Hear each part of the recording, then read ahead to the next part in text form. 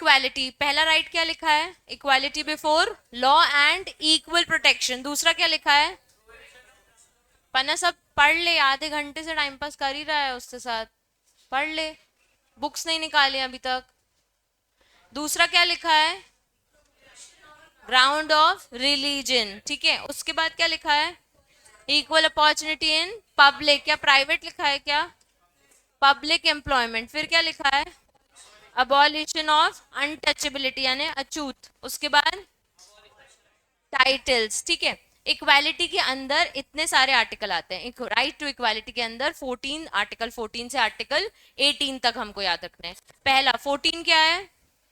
Equality before law and equal protection of law. उसके बाद prohibition, नहीं मिलना, मतलब नहीं कर सकते हम किसी को रिलीजन के लिए प्रोहिबिशन। उसके बाद equal opportunity in public employment. उसके बाद अबॉलिशन ऑफ अनटचेबिलिटी और अबॉलिशन ऑफ टाइटल, ठीक है।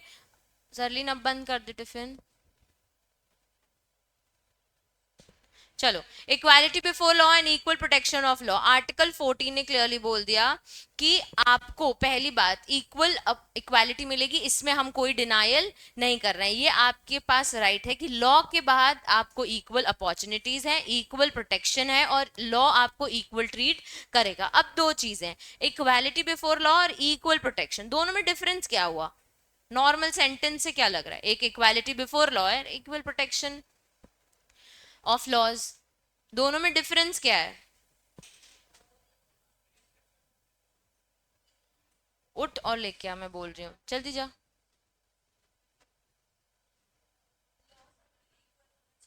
और दूसरा वाला इक्वालिटी बिफोर लॉ और इक्वल प्रोटेक्शन ऑफ लॉ, ले आएगी ना वो तीन अब?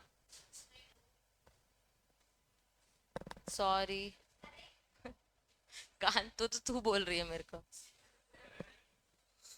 देखो, जो इक्वालिटी बिफोर लॉ है वो एक नेगेटिव टर्म है कि as it in absence of any special privilege to any individual, it means law will not give any special privilege to anybody. मतलब लॉ की नजर में सब क्या है? इक्वल है, कोई भी एक स्पेशल पर्सन नहीं है। फिर equal protection of law, equal protection positive concept है। ये क्या है? पॉजिटिव। ये कह रहा है कि among equals the law should be equal circumstances, law should be equal treatment two equals. Law सबके लिए एक है, ये बोल रहा है इक्वल प्रोटेक्शन ऑफ लॉ। अब आपने इतने सारे लॉज पढ़े, Indian contract act, sale of good act, फिर अभी सीआरपीसी, आईपीसी। अगर किसी एक पर्सन के घर में चोरी हुई है, वो बहुत बड़ा नेता है, और उसी के बाजू में एक नॉर्मल वर्कर का घर है, उसके घर में भी चोरी है, तो ऐसा होता है क्या कि हम नेता का केस लेते हैं और वर्कर का केस नहीं लेते? ऐसा नहीं होता है। तो दोनों को सेम आईपीसी की सेक्शन, ऐसा है क्या नेता वाले के यहाँ से आएगा तो उसको 2 साल की जेल, और अगर किसी वर्कर के यहाँ से आएगा तो उसको सिर्फ 2 महीने की जेल, ऐसा होता है क्या? नहीं, लॉ सबके लिए इक्वल है। तो पहला है कि किसी को भी स्पेशल प्रिविलेज नहीं है। दूसरा, जो लॉ है वो सबके लिए, सबको इक्वल राइट्स और रेमेडीज का हक है। पहला पॉइंट क्या हो गया? Equality before law. वहां वो क्या है, मार्क करो, वो एक नेगेटिव टर्म है। वो क्या है? नेगेटिव टर्म है। वो बोल रहा है इन जब तक कोई स्पेशल प्रिविलेज वाला पॉइंट नहीं है तब तक सारे इंडिविजुअल नॉर्मल सेम है, कोई भी एक स्पेशल पर्सन नहीं है। और इक्वल प्रोटेक्शन क्या है? पॉजिटिव कॉन्सेप्ट है कि लॉ के सामने हर कोई क्या है? इक्वल है। एग्जाम्पल देखो, a poor man can not be expected to pay same income tax as a rich man, but if two people belongs to same income बैरिड, एक पर्सन है जो थोड़ा सा हम बोल सकते हैं कि दूसरी जात का है, लेकिन वो भी 2 लाख कमा रहा है, और एक दूसरी जात का है वो भी 2 लाख, दोनों सेम टैक्स भरेंगे? हाँ। और जिसकी इनकम 10,000 है वो अलग टैक्स भरेगी? हाँ, ठीक है। will the pay same tax? All adults are equal and punished equally for committing murder, but if child commits a murder he cannot be punished as an adult, ठीक है। क्योंकि चाइल्ड को हम चाइल्ड के साथ मैच करेंगे, adult को हम अडल्ट के साथ मैच करेंगे। इनकम वाले इनकम, सेम इनकम वालों को same income tax, low income वालों को सेम इनकम टैक्स, लो टैक्स, ठीक है। लेजिस्लेटिव क्लैरिफिकेशन, अब आर्टिकल 14 से 18, 14 क्या था? Equality before law and equal protection of law, ठीक है। 14 कह रहा है कि वो फॉरबिड करता है class legislation but does not forbid classification, जैसे कि अभी आप लोगों ने समझा कि सेम इनकम होगी तो सेम टैक्स, लेकिन अगर इनकम अलग अलग है, रिच और पुअर मैन है, तो हम ये वाला डिफरेंस क्रिएट कर सकते हैं। चाइल्ड और अडल्ट में भी हम डिफरेंस क्रिएट कर सकते हैं। कैसा कैसा आप क्लासिफिकेशन से डिफरेंस क्रिएट कर सकते हो? Right to equality does not provide everyone should be treated equally having no regard to their situation. In the fact if unequal treated are equally it violates to right to equality. मतलब कि एक child को आप कैसे treat करोगे बाकी सारे child के साथ? इसको अडल्ट के साथ कंपेयर करोगे क्या? नहीं, ठीक है। तो ये राइट टू इक्वालिटी का वायलेशन हो रहा है क्या? क्यों? चाइल्ड को अडल्ट के साथ ट्रीट करेंगे तो वायलेशन हो रहा है क्या? चाइल्ड को अडल्ट के साथ ट्रीट कर रहे हैं और ये हम बोल रहे हैं क्या वायलेशन हो रहा है? राइट टू इक्वालिटी का वायलेशन हो रहा है क्या? नहीं, इक्वल ट्रीट कर रहे हैं हम, क्योंकि चाइल्ड को हम चाइल्ड के साथ कर रहे हैं और अडल्ट को हम, आप लोग वायलेशन बोल रहे हो कि क्यों कंपेयर कर रहे हो। मैं कह रही हूँ राइट टू इक्वालिटी क्या कहता है कि सब लोग इक्वल हैं। अगर मैं बोल दूं चाइल्ड और अडल्ट इक्वल हैं तो ये सही बात है क्या? नहीं, ये बात सही नहीं है। लेकिन अगर मैं बोलूं चाइल्ड को हम चाइल्ड के साथ ट्रीट कर रहे हैं, लेकिन एक चाइल्ड को हम 2 साल की पनिशमेंट लगा रहे हैं, एक चाइल्ड को हम 1 साल की, क्या ये वॉयलेशन है? हाँ, वॉयलेशन है। एक अडल्ट क्योंकि वो अमीर बाप का बेटा है तो उसको नो पनिशमेंट, एक जो गरीब बाप का बेटा है उसको फुल 5 ईयर की इम्प्रिजमेंट। क्या ये गलत है क्या? ये राइट टू इक्वालिटी नहीं है। सेम, क्योंकि आप एक क्योंकि आप एक एडवोकेट के बच्चे हो तो आप जज बन सकते हो, क्योंकि आप एक नॉर्मल इंसान के बच्चे हो जो इस प्रोफेशन में नहीं है, एक बिजनेसमैन के बच्चे हो, आप जज नहीं बन सकते। ये गलत है क्या?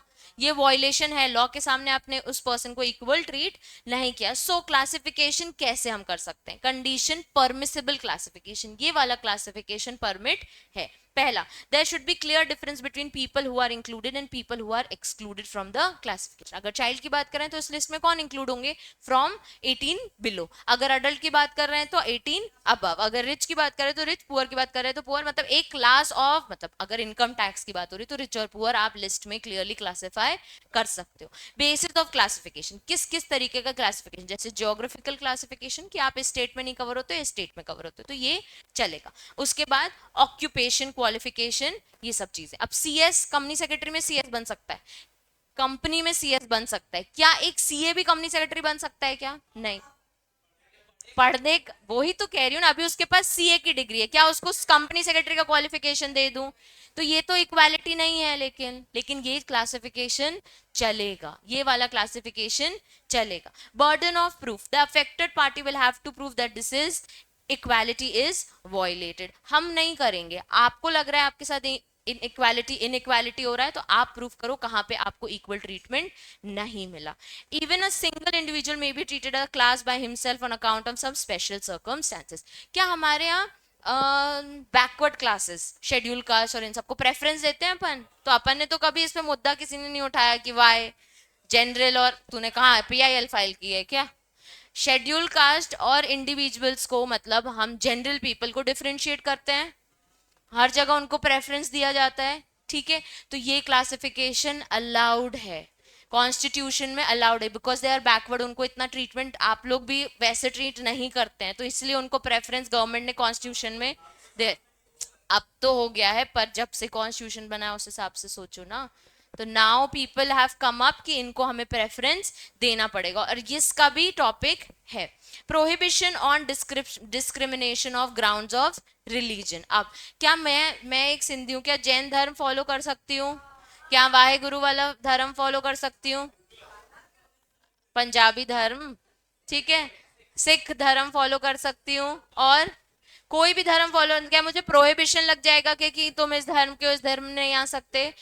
क्रिश्चियन बन सकती हूँ? हाँ बन सकती, नहीं क्यों बोल रही है? ठीक है। Article 15 of constitution with discrimination on grounds of religion, race, caste, sex, place of birth और एनी ऑफ देम। किसी भी तरीके का डिस्क्रिमिनेशन अलाउड नहीं है। किसी को रिलीजन से, रेस से, कास्ट से, सेक्स से, प्लेस ऑफ बर्थ से आप क्या कर सकते हो? डिस्क्रिमिनेट नहीं कर सकते। कंप्लीट क्या बोल दिया? प्रोहिबिटेड है। कंप्लीट क्या बोल दिया? प्रोहिबिट। और रिलीजन के साथ आगे क्या लिख दिया? एक्सेट्रा। रिलीजन के साथ आगे क्या लिख दिया? एक्सेट्रा। ठीक है। अब rights is available only to Indian citizens. ठीक है। इक्वालिटी वाला किसको था? Every person, citizen as well as foreigners. ठीक है।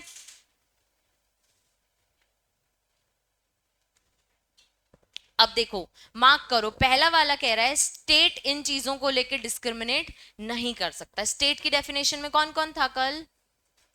स्टेट की डेफिनेशन में गवर्नमेंट एंड पार्लियामेंट, ठीक है, each legislature, legislature of each states और local authority and other authority. तो स्टेट शुड नॉट डिस्क्रिमिनेट। दूसरा, state as well as citizen should also not discriminate, मतलब हम लोगों को भी ऐसा नहीं है कि हम भी किसी को डिस्क्रिमिनेशन कर सकते, जैसे कि access to shop, public restaurants, hotels and places and public entertainment, ठीक है। यहाँ पे ये नहीं बोल सकते सिर्फ ये वाले जात वाले आएंगे, सिर्फ लड़कियां आएंगी, सिर्फ लड़के आएंगे, ऐसा आप डिस्क्रिमिनेशन नहीं कर सकते। Use of wells, tanks, bathing ghat, क्या ग्वारी घाट में सिर्फ लड़कियों को जाना अलाउड है क्या? नहीं, सब जा सकते हैं, ठीक है। Place of public resort maintain wholly और partially out of state funds, ठीक है। तो अब ऐसे बहुत सारे होटल्स हैं जो सिर्फ जैन जैन के लिए बने होते हैं, ठीक है, कि जैन फूड आपको मिलेगा, पर क्या हम वहां एंटर ही नहीं कर सकते? ऐसा तो नहीं है, आप जाओ खा सकते हो, आप वहां पे भी खाना। Third clause empower state to make special provision to protection for women and children. पहला वाला क्लॉज क्या है? स्टेट डिस्क्रिमिनेट नहीं करेगा, ठीक है। पहला वाला क्या है? स्टेट डिस्क्रिमिनेट नहीं करेगा। दूसरा क्लॉज क्या है? State and as well as citizen भी डिस्क्रिमिनेट आपको नहीं करेंगे। थर्ड वाला क्या है? स्पेशल प्रोविजन बनाया for protection of women and children. Special provision किसके लिए है? फोर्थ देखो, fourth clause permit state to make special provision for socially educationally backward classes, schedule caste और शेड्यूल ट्राइब्स। क्लियरली आर्टिकल 15 में दे दिया कि इनके लिए अब स्पेशल प्रोविजन बना सकते हो, ये कॉन्स्टिट्यूशन में उन्होंने पहले ही डाल दिया है। फिर से देखते हैं एलिमेंट्स ऑफ आर्टिकल 15। आर्टिकल 15 क्या है? Prohibition of discrimination of religion and etcetera. ये आर्टिकल 15 है, किसको एप्लीकेबल है? ऑल सिटीजन्स को। पहला क्लॉज क्या है?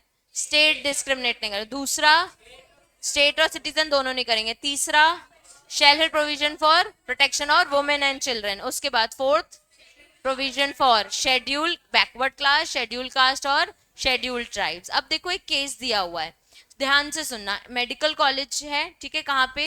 इंदौर में, नोन एज, नाम क्या है? Mahatma Gandhi memorial medical college, ठीक है। ये एक प्राइवेट एंटरप्राइज है, लेटर ऑन गवर्नमेंट का हो गया, ठीक है। अब जो इन लोगों ने बोल दिया medical college was taken over by state government, इन्होंने क्लियरली एक रूल बनाया कि जो जो हमारे मध्य प्रदेश में रेसिडेंट है, क्या बोला? मध्य प्रदेश में रेसिडेंट है, इसका मतलब डोमिसाइल बोलते हैं रेसिडेंट को, ठीक है। जो जो मध्य प्रदेश का रेसिडेंट है उसको हम कैपिटेशन फी से एग्जेम्प्ट करते हैं, मतलब अगर हमारे कॉलेज में एडमिशन लोगे, हमारे मेडिकल कॉलेज में, तो हम आपको कैपिटेशन फी, मतलब जो एडिशनल फीस लगती है फॉर मेंटेनेंस एंड एवरीथिंग, उससे हम आपको क्या करते हैं? फ्री करते हैं। लेकिन उसने क्या बोल दिया कि सिर्फ मध्य प्रदेश के लोगों को ये है, और रेसिडेंट वर्ड डाला। क्या ये सही है कि गलत है? कौन कौन गलत बोल रहा है, हाथ उठाओ। सही है ये? इंदौर में एक कॉलेज है, ठीक है, वो पहले प्राइवेट एंटरप्राइज के अंडर था, अब वो गवर्नमेंट एंटरप्राइज के अंदर है। उन्होंने एक रूल बनाया कि जो जो आफ्टर, जब वो स्टेट गवर्नमेंट की कंट्रोल में आ गए, जो जो मध्य प्रदेश का रेसिडेंट है उसको कैपिटेशन फी से एग्जेम्प्ट है, बस इतना लगाया है। ये नहीं है कि बाहर वाला एडमिशन नहीं ले सकते, वो सब अलाउड है, लेकिन कैपिटेशन फी से उसको एग्जेम्प्ट कर दिया जो एमपी का रेसिडेंट है। हाँ, तो अभी ये गलत है कि सही है? गलत है, गलत है और गलत है, गलत है, गलत है, सही है। क्यों सही है? पॉइंट और, ठीक है, उसके पास एक ओपिनियन है, गलत है। हाँ, आरुष, बाकी तीनों, तुम तीनों गलत है। देखो, अभी अपन ने पढ़ा क्लासिफिकेशन, ज्योग्राफिकल एरियाज करना अलाउड है, पढ़ा ना?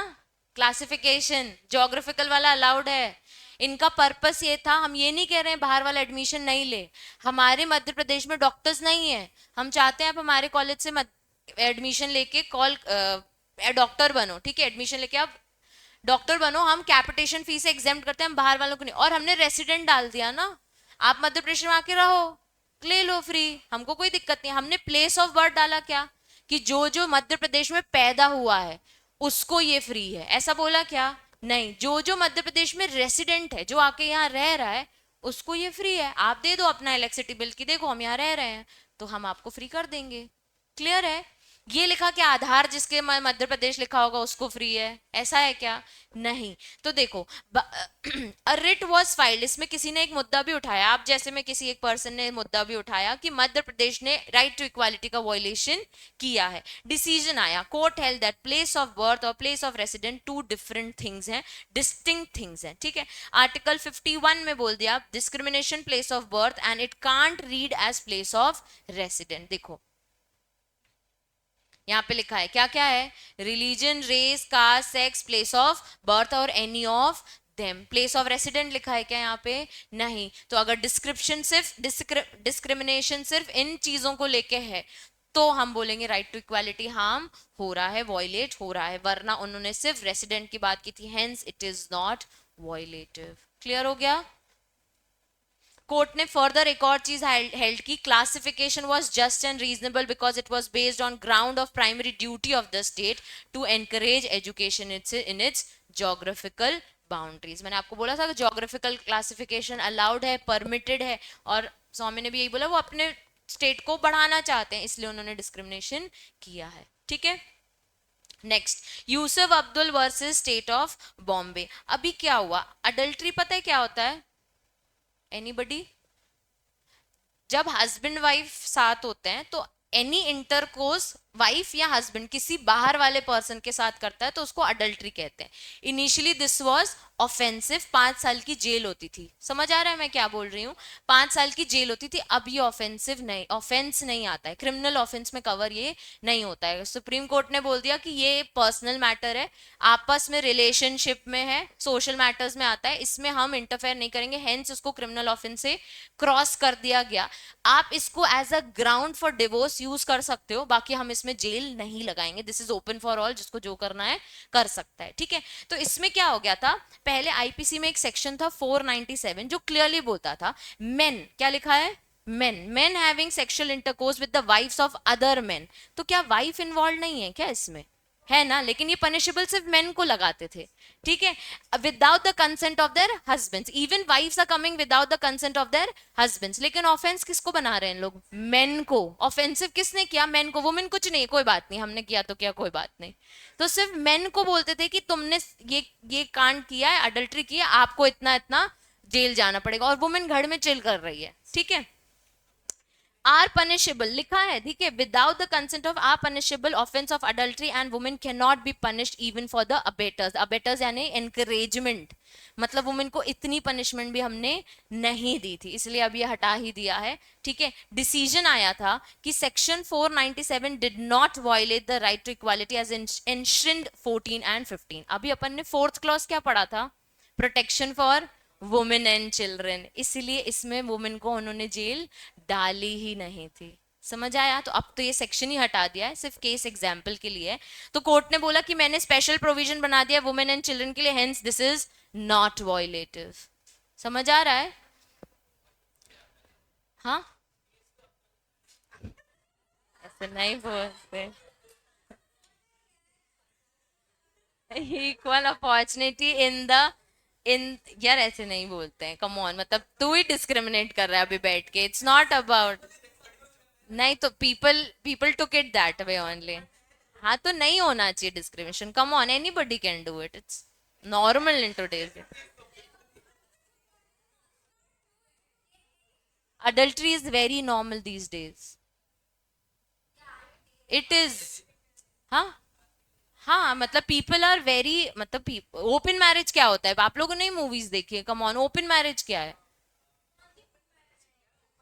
ओपन, चलो next, equal opportunities by means of public employment. Public employment यानी गवर्नमेंट के यहाँ पे, ठीक है, तो इधर पे आपको इक्वल अपॉर्चुनिटीज मिलनी चाहिए, मतलब मुझे नौकरी मिल रही है और आपको नहीं मिल रही, तो ये क्या इक्वालिटी है? गलत बात है, ठीक है। आर्टिकल 16 ने क्लियरली बोल दिया all citizen equal of opportunity matter relating to equal और appointment of office under the state, therefore all citizen should be treated equally for the purpose of opportunity in employment. कहाँ पे? State और government. क्या private लिखा है क्या? नहीं, वहां पे आप डिस्क्रिमिनेट कर रहे हो, तो एक पॉसिबल डिस्क्रिमिनेट कर रहे हो कि यही यही टर्म्स एंड कंडीशन फुल, तो बात अलग है। बाकी स्टेट और गवर्नमेंट ऑफिस में कॉन्स्टिट्यूशन ने बोल दिया यहाँ आपको इक्वल अपॉर्चुनिटीज रहेंगी। Citizen should not be discriminate only on the ground of religion, race, caste, descent place of birth, और इसमें क्या डाल दिया? रेसिडेंट। अपॉर्चुनिटी फॉर एम्प्लॉयमेंट में कि यहां नहीं रहते ना तो नौकरी नहीं मिलेगी, तो भी ये गलत है। ये मार्क करो इसको, ऊपर रेसिडेंस नहीं था, यहां पे रेसिडेंस है। Article 15 covers only place of birth, where Article 16 covers place of birth as well as residence. Note भी उन्होंने लिख दिया है. This is also available to only citizens. Coverage क्या क्या cover होता है इसमें? Jobs, conditions of employment, evaluation of performance and promotion etc, training and career development. क्या क्या कवर हो गया इसमें? नौकरियां, conditions of employment, performance value, मतलब प्रमोशन तुम्हारा नहीं करेंगे, तुम यहाँ के नहीं हो इसलिए, तो ये भी गलत है। और ट्रेनिंग और करियर डेवलपमेंट, अगर दूसरों को ट्रेनिंग दे रहे हो तो सबको ट्रेनिंग दो, ऐसा नहीं है कि सिर्फ ये वाले सेक्टर को आप ट्रेनिंग दोगे। एक्सेप्शंस है, लेकिन देखो पार्लियामेंट को पार दे दी है कि वो चाहे तो रेसिडेंस का डिस्क्रिमिनेशन कर सकता है। Only parliament has power to discriminate, state legislature has no power. मतलब अपना वो जो लेजिस्लेचर है, मेन लेजिस्लेटर, एग्जीक्यूटिव और जुडिशरी, तो मेन जो लेजिस्लेचर जो पार्लियामेंट है वो चाहे तो रेसिडेंस को लेकर डिस्क्रिमिनेशन कर सकता है। State has the power to make reservations for backward classes, तो दे दिया है एक्सेप्शन की बैकवर्ड क्लास के रिजर्वेशन हो सकते हैं, तो आज भी होती है, जॉब्स में भी होती है। रिलीजियस ऑफिसेज में be reserve for the person belonging to that particular religion. अगर रिलीजियस ऑफिस है तो फिर उसी रिलीजन का चाहिए होगा, ये भी आप रख सकते हो, क्योंकि ऑब्वियसली वही लोग समझेंगे कि रिलीजन में क्या चीज कवर करनी है और क्या चीज नहीं। एक्सेप्शंस बताओ। Equal opportunity for employment in the state में बोल दिया आर्टिकल 16। एक्सेप्शंस क्या है? पार्लियामेंट डिस्क्रिमिनेट कर सकता है, दूसरा ओनली पार्लियामेंट कर सकता है, तीसरा रिजर्वेशंस फॉर बैकवर्ड, और रिलीजियस का भी कर सकता है क्योंकि क्या है, रिलीजियस ऑफिस है। केस देखो, एक ना केस था मिस सीबी, क्या लिखा है, महात्मा, ठीक है। इसका क्या हुआ था, ये फर्स्ट वुमेन फॉरेन ऑफिसर बनी थी after qualifying civil services exam. उसके बाद उसने इंडियन फॉरेन सर्विसेज ज्वाइन भी कर ली। लेटर फर्स्ट इंडियन वुमेन बनी, डिप्लोमेट किया, एंड फिर first Indian ambassador and high commissioner भी बन गई, ठीक है। लेकिन इसको बोला गया कि एम्बेसडर वाली पोस्ट के लिए आपको एक बार परमिशन लेनी पड़ेगी गवर्नमेंट की in writing before marriage is solemnised. मतलब कि उसकी शादी होने वाली थी तो उसको क्या बोल दिया, तुम ना रिटर्न में परमिशन लेके आओ, तो उसकी शादी हो जाएगी तो मे बी वो कहीं और सेटल होगी, तो पता नहीं एम्बेसडर की पोस्ट कर पाएगी नहीं। ऐसा उसके गवर्नमेंट, ऐसा उसके लिए रूल बना दिया कि पहले अगर आप वुमेन हो तो पहले आप जाके क्या करो, गवर्नमेंट की परमिशन लेके आओ लिखित में कि मेरी शादी नहीं होने वाली है, ब्ला ब्ला। तो इस पर्सन की एक्चुअली शादी होने वाली थी तो इसको नौकरी पे नहीं बिठाया, ये सोच के कि ये कहीं और सेटल होगी, और ये सोच के पता नहीं आफ्टर मैरिज जॉब करेगी भी कि नहीं। ये उसका डिसीजन है, उसकी फैमिली का डिसीजन है, गवर्नमेंट को इससे क्या करना। तुमको पोस्ट तो देनी पड़ेगी, अभी शादी तो उसकी नहीं हुई है, क्योंकि मैरिज सोलमनाइज्ड होने वाली थी इसलिए उसको उस पोजीशन पे नहीं बिठाया, और उसने इतनी सारी अचीवमेंट्स की थी, उसको ये जॉब नहीं दी। क्यों? क्योंकि वो बोल रहे थे कि शायद तुम्हारी शादी हो जाएगी। Decision, such a ground was held to be discriminatory to the woman, hence unconstitutional. However, does not mean men and women are equal into all types of occupation, though unreasonable differentiate is not permitted. क्यों? आदमी की शादी हो जाएगी तो उसको रखोगे ना नौकरी पे, तो वुमेन की शादी हो जाएगी तो उसको नौकरी पे क्यों नहीं रख रहे हो, ये क्वेश्चन उसने उठा लिया था, तो इसको बोल दिया ये परमिटेड नहीं है। नॉर्मली आप सेफ्टी प्रोटेक्शन को लेके अगर डिफरेंशिएट करते हो तो हमको चलेगा, लेकिन आपने ये जो सिचुएशन लगाई है ये अनरीजनेबल है, ये हम एक्सेप्ट नहीं करेंगे। क्लियर हुआ सबको ये case? Next, abolition of titles. पहले ना ब्रिटिश लोग थे तो उन लोग एक दूसरे को टाइटल देते थे, इंडिविजुअल्स को भी कुछ ना कुछ रॉयल टाइटल, हाँ हाँ, कुछ ना कुछ आर्मी टाइटल। अब हमने बोल दिया सारे इंडिविजुअल इंडिविजुअल है, किसी को भी कोई टाइटल नहीं है। ऑब्वियसली प्रेसिडेंट, प्राइम मिनिस्टर ये आपके प्रोफेशन का नाम है, पर आपको ऐसे कोई नाम रॉयल, सुप्रीम ऐसे आपने टाइटल, हाँ जो सर टाइटल दे देते थे वो सब अलाउड नहीं है। आर्टिकल 18 ने मोर प्रोहिबिशन दे दिया रैदर देन फंडामेंटल राइट। इसने क्या कर दिया, चीजों को प्रोहिबिट दे दिया, इनफैक्ट कोई राइट नहीं है। British use to give titles showed special loyalty, जैसे sir, Raj Bahadur, Raj Saheb, knight etcetera, ऐसे ब्रिटिश लोग टाइटल देते थे। These title made these people superior to other and an effect of continuing inequality. अरे मैं तो सर हूँ, अरे मैं तो राज साहेब हूँ, ये अलाउड अब नहीं है। To do the way of practice, Article 18 Independent of India laid down, state cannot give any title to any person. दूसरा क्या लेते हैं, military and academic titles can be given, जैसे लेफ्टिनेंट, मेजर, कैप्टन, ये सब दे सकते। Citizen of India shall not accept any title, place of profit from foreign states without the consent of president. अगर आपको इंडिया के बाहर भी कोई टाइटल दे रहा है तो पहले प्रेसिडेंट की कंसेंट लो, फिर वो टाइटल आप एक्सेप्ट कर सकते हो। हाँ, इंडिया में। फिर ये क्या हो गया, अबॉलिशन ऑफ टाइटल। सेक्शन 14 से 18 पहला क्या था, इक्वल प्रोटेक्शन ऑफ लॉ और इक्वालिटी बिफोर लॉ। दूसरा क्या था, प्रोहिबिशन ऑफ डिस्क्रिमिनेशन। तीसरा, इक्वल अपॉर्चुनिटी ऑफ एम्प्लॉयमेंट। उसके बाद अबॉल्यूशन ऑफ टाइटल्स। ठीक है, अब राइट टू फ्रीडम 19 टू 22 क्या बोलता है, राइट टू फ्रीडम। पहला पॉइंट क्या है, 19 क्या है, फ्रीडम ऑफ फंडामेंटल फ्रीडम। दूसरा क्या है, राइट्स 20 में। उसके बाद 21 क्या है, right of life and liberty. और 22 क्या है, right against illegal arrest and detention. पहले हम 19 पढ़ेंगे, स्पीच वगैरह 19 में।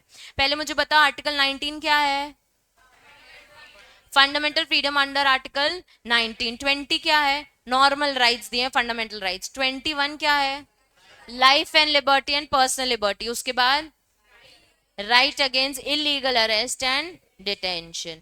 अब 19, आर्टिकल 19 क्या था, फ्रीडम। आर्टिकल 19 क्या था, फ्रीडम। पहला क्या लिखा है, freedom of speech and expression, जो चाहे बोल सकते हैं। दूसरा क्या है, टू असेंबल पीसफुली विदाउट, आज मुझे इस एरिया में रहना है, कल मुझे उस एरिया में रहना है, आप मुझे कुछ नहीं बोलो। फिर फॉर्म एन एसोसिएशन, और आज हम एक ग्रुप बना लेते हैं कि हम एक सीएस एग्जीक्यूटिव ग्रुप है, हम एक एसोसिएशन है, हम कुछ बेटरमेंट के लिए काम करेंगे, ये अलाउड है हमको, हाँ अलाउड है। अपनी यूनियन आप बना सकते हो। Freedom to move freely throughout the India, जिधर सेटल होना है आप हो सकते हो। Freedom to reside and settle anywhere. तो पुणे वाले तो बड़ा डिस्क्रिमिनेशन करते हैं, अरे तुम बाहर से आ गए यहाँ रहने, काफी कुछ बोल दिया था मुझे भी, लेकिन ये गलत है, मेरा फंडामेंटल राइट है, मैं जहां चाहे वहां सेटल कर सकती हूँ।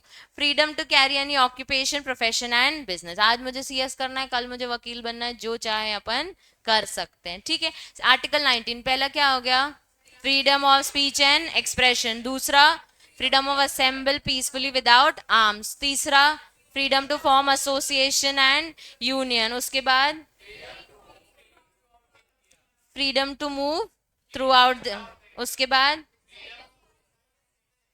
और लास्ट, कैरी एनी ऑक्यूपेशन, जो बिजनेस करना है, जो प्रोफेशन करना है, आप कैरी कर सकते हो। अब देखो, freedom to speech and expression, ये बोलता है सारे सिटीजन्स, क्या बोलता है, सारे सिटीजन्स को ये राइट है। This right is not absolute and subject to some limitation. ऐसा भी नहीं, आप बोलने का राइट है तो जो चाहे वो बोल सकते हैं, इसमें कुछ ना कुछ लिमिटेशन आता है, जैसे डिफेम आप किसी को नहीं कर सकते। रीजनेबल रिस्ट्रिक्शंस हमेशा स्टेट आप पे इम्पोज कर सकते। मीनिंग क्या है, means a right to express one's beliefs opinion freely by word of mouth, writing, printing pictures, other mode in one paramount right to democratic country. को भी अपने बिलीव्स, अपने ओपिनियन लिखित में बोल के, पब्लिश करके, प्रिंट करके आप अपना एक्सप्रेशन दे सकते हो। स्कोप क्या क्या है, includes the right to make good और बैड स्पीच, दोनों कवर होते हैं। ठीक है, मतलब अगर बैड सच्ची है तो वो भी आप प्रिंट कर सकते हो। It includes right not to speak, मुझे आज नहीं बात करनी, ये भी अलाउड है। अब इंटरव्यू लेते हैं, कभी कुछ बैड क्वेश्चन पूछ लिया तो आज उसको जवाब नहीं देना है, आज उसको इंटरव्यू में वो चीज का आंसर नहीं, वो बोल सकता है deny to answer this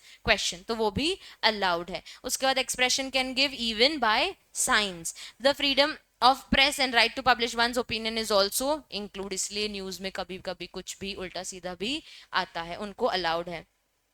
Right to circulate one's idea is also covered. Freedom of peacefully demonstration, dramatic performance और cinematography is also included. तो movies भी बनती हैं अपने अपने opinion देने के लिए, तो वो भी चलेगा. It includes mode of expression of one's idea. अपना कोई भी opinion, अपना कोई भी idea किसी भी तरीके से आपको publish करना है, freedom of speech and expression में cover होता है। सबको clear है क्या क्या cover होता है? गुड स्पीच और बैड स्पीच। दूसरा, नॉट टू स्पीक भी राइट है। तीसरा, साइंस भी अलाउड है। उसके बाद अपना ओपिनियन भी चलेगा। उसके बाद एक तरफा ओपिनियन है तो भी चलेगा। उसके बाद मूवी दिखाना भी चलेगा। और लास्ट, अपना आइडिया किसी भी तरीके से एक्सप्रेस करना हो वो भी चलेगा। ग्राउंड्स ऑफ रिस्ट्रिक्शन, रिस्ट्रिक्शन क्या है? पहली बात, सोवरेनिटी और इंटीग्रिटी अफेक्ट नहीं होनी चाहिए, हमारी इज्जत बेइज्जती कहीं पे भी नहीं होनी चाहिए। Security of the state, government के अगेंस्ट आप कुछ नहीं बोल सकते।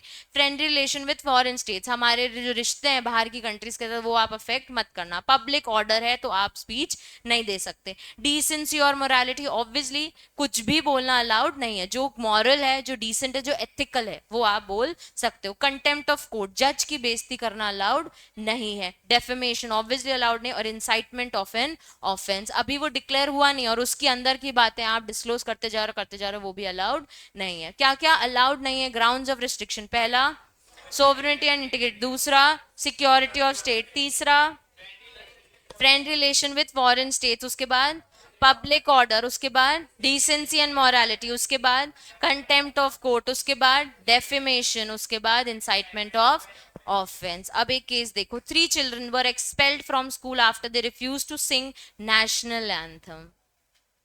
क्या किया इन्होंने? गाना नहीं गा रहे थे, जन गण मन नहीं गा रहे थे, उनको क्या कर दिया? स्कूल से निकाल दिया। Refuse to sing because it was against their religious faith. क्या बोला? हमारे रिलीजियस फेथ से अगेंस्ट है इसलिए हम नहीं गए। The father of the children filed a writ petition the high court in the High Court of Kerala state against expulsion. They allege that the expulsion amounted to infringement of their fundamental right to freedom of speech or expression. The High Court dismissed the petition on the ground no word though in the national anthem could offend by any religious belief. ये मत बोलो कि हमारे religious belief खराब हो रहा था इसलिए हम वो गाना नहीं गा रहे। Subsequently appeal was made to the Supreme Court. कहाँ उसने अपील कर दी? सुप्रीम कोर्ट में। The court found their expulsion to be violative of article 19। Expel नहीं कर सकते आप, ठीक है।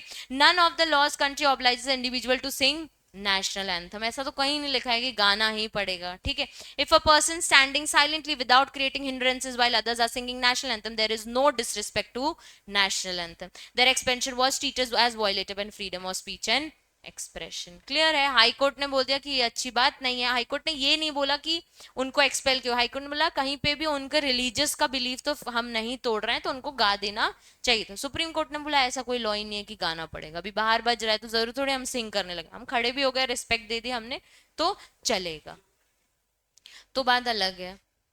तो आप नहीं तो भी कुछ नहीं बोलते हैं, लोगों के अंदर बस पेट्रियाटिज्म आ जाता है। मूवी में चल रहा है, घर बैठे हो, खड़े नहीं हुए तो थोड़ी तुमको जेल ले जाएंगे कि नहीं। देखो रिस्पेक्ट करनी चाहिए, बाकी ऐसा कहीं लॉ नहीं है कि इफ आप नेशनल एंथम में खड़े नहीं हुए तो आपको पनिशमेंट होगी, ऐसा कहीं पे भी नहीं है, ठीक है।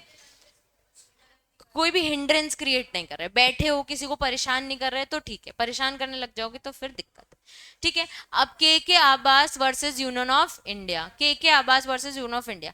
ही was an Indian film maker and journalist. His documentary film क्या थी? ए टेल फॉर 4 सिटीज was awarded A certificate by censor। A grade movies होती है ना, तो सेंसर ने उसको A ग्रेड में डाल दिया। Include scenes of prostitution in Bombay rigid red lights district, तो इसलिए उसको अलाउ नहीं कर रहे थे। बोर्ड आज to cut some scenes as become eligible U certificate, ताकि वो नॉर्मल अंडर एज भी देख सकें, इसलिए उसको यू सर्टिफिकेट हो जाए।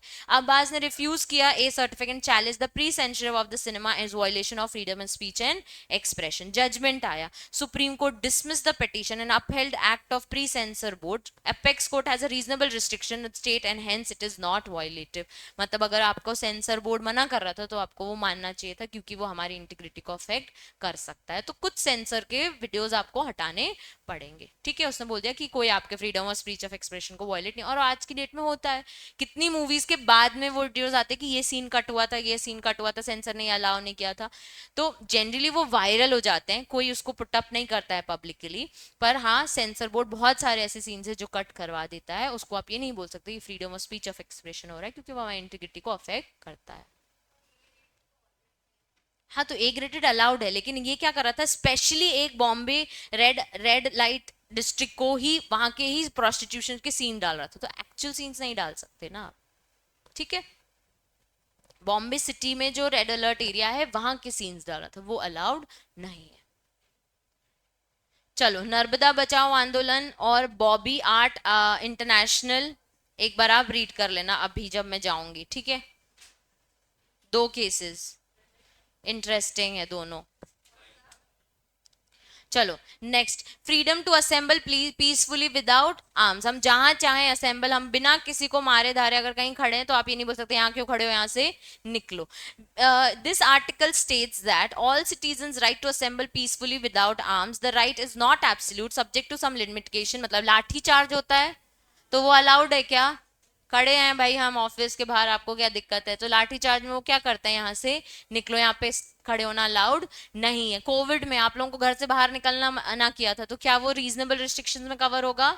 हाँ, क्योंकि आपकी ही सेफ्टी के लिए वो आपको मना किया गया था। ग्राउंड ऑफ रिस्ट्रिक्शन, अगेन पहला क्या लिखा है? Sovereignty and integrity, public order. दो रिस्ट्रिक्शंस की वजह से हम आपको सेफ्टी के लिए भी हम रिस्ट्रिक्ट कर सकते हैं कि यहाँ पे आप पीसफुली असेंबल नहीं हो सकते। Freedom of form of association, मैंने बताया कि हम चाहे तो ग्रुप बना सकते हैं। Every citizen shall have right to become और not to become a member of association और यूनियन। हमको नहीं बनना एसोसिएशन तो भी चलेगा, और हमको बनना है तो भी आपको बनाना पड़ेगा। The right includes right not to become a member as well. Therefore, no one can compel to become a member of assembly. This right is not absolute and subject to limitation and reasonable restriction. Reasonable restriction again क्या है? पहला sovereignty and integrity, दूसरा public authority, और तीसरा morality. ठीक है, तो आपको अलाउड नहीं है। जैसे all teachers of an elementary school were governed by rule, all of them shall become a member of association compulsory. A writ was filed against a rule, कि मुझे नहीं बनना मेंबर, जबरदस्ती मुझे एक स्कूल के यूनियन का एसोसिएशन का मेंबर क्यों बना रहे हो। High court of Andhra Pradesh decided any rule which made it compulsory all teachers to elementary school to become a member of association were held to be void as being violative of article 19। हमेशा choice देनी चाहिए, compulsory association का member बनना पड़ेगा, ये allowed नहीं है। अभी मैं एक एसोसिएशन बना लूं कि तुम सबको 1,000 रुपए एक बॉक्स में डालना है, और हम इस एसोसिएशन को कहीं ना कहीं मतलब बोल सकते हैं ओल्ड एज होम में डालेंगे, तो आपको मैंने बोल दिया कंपलसरी 1,000 डालना है, ऐसा जरूरी है क्या? नहीं, it should be a choice कि आपको ये चीज करनी है तो ठीक है, नहीं करनी है तो भी ठीक है। अगर बोल दिया कंपलसरी तो violation of your fundamental right होता है। Right to movement throughout the country, ठीक है, right to movement throughout the country, the right does not extend to travel abroad and other rights like even some reasonable restriction. मतलब India में जहां settle होना है हो जा, abroad में सेटल होना है तो उनके लॉज फॉलो करने पड़ेंगे। Grounds of restriction, in the interest of general public, अगर आपका यहाँ रहना गलत है तो आपको बोला जाएगा यहाँ पे मत रहो। Protection of the interest of scheduled tribes, उनके लिए अगर प्रोटेक्शन देनी है तो भी आपको शिफ्ट करने से वो मना कर सकता है। ठीक है, फ्रीडम ऑफ रेसिडेंस, वही चीज की settle in any part of territory India, set be intended to remove internal barrier with in the territory India, the right has come reasonable. वही रीजनेबल रिस्ट्रिक्शंस क्या है? जनरल पब्लिक के interest में shift आपका मना करना पड़े तो कर सकते हैं, और शेड्यूल ट्राइब के इंटरेस्ट को प्रोटेक्ट करने के लिए अगर आपका कहीं रहना मना किया जा सकता है तो वो अलाउड है। वैसे आप थ्रू आउट द इंडिया जहां पे रेसिडेंस करना चाहते हो आप कर सकते हो। Right to trade, occupation and profession, जो बिजनेस, जो प्रोफेशन, जो ऑक्यूपेशन आपको चाहिए वो आप अचीव कर सकते हो। Guarantees all citizen shall have right to practice any profession, trade, business, the right not absolute, and again it has some reasonable restrictions. पहला in the interest of general public, दूसरा professional। अब मैं doctor बन जाऊं, आज चलेगा क्या? मुझे डिग्री लेनी पड़ेगी ना उसके लिए, ऐसे ही थोड़ी डॉक्टर लगा सकते हैं। तो आपके पास prescribing professional technical qualification necessary है। तुम सब सीएस में पास होने के बाद ही अपने आप को सीएस बोलोगे ना, तो ही तो सीएस का काम कर पाओगे ना।